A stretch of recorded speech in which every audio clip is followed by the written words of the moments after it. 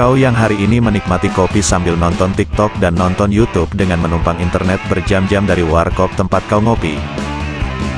Sebaiknya berterima kasih pada orang-orang yang sebelum kau. Damai hari ini tiba di tanah kita berkat pengorbanan puluhan ribu korban. Mereka yang telah pergi syahid dalam perang di Aceh, baik dari pihak Aceh Merdeka atau TNI.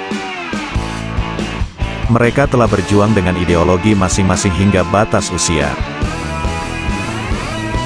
Lalu, untuk menghormati mereka, mari kita putar ulang memori kita bagaimana hari pertama darurat militer pada tahun 2003 silam. Hari pertama diterapkannya darurat militer, DM, di Aceh, tanggal 19 Mei tahun 2003. Pesawat tempur milik TNI jenis Bronco membombardir kawasan Cot Keeng, Kecamatan Kuta Baro, Kabupaten Aceh Besar. 3 roket ditembakkan dari pesawat tempur ke lokasi yang diduga markas GAM Aceh Besar. Pada saat yang sama ratusan TNI dengan menggunakan parasut, terjun payung, terjun dari pesawat Hercules dan mendarat di kawasan Bandar Udara, Bandara Sultan Iskandar Muda Blang Bintang Aceh Besar.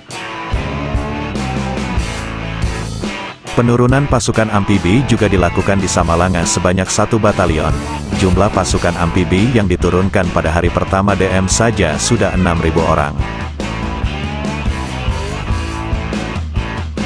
Pada hari pertama DM juga terjadi pertempuran antara TNI dan GAM di kawasan Semirah, Kecamatan Nisam, Kabupaten Aceh Utara, sekitar 20 km arah selatan kota Lok Seumawe. Kontak senjata berlangsung hampir 3 jam, mulai pukul 7 hingga pukul 9.30 waktu Indonesia Barat. Pada hari pertama DM2 pertempuran juga terjadi di Aceh Selatan.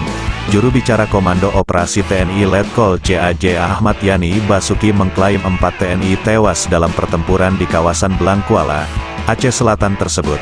Sementara pertempuran di Nisam tidak diketahui. Semoga abadi damai di tanah Aceh. Salam Sandawari.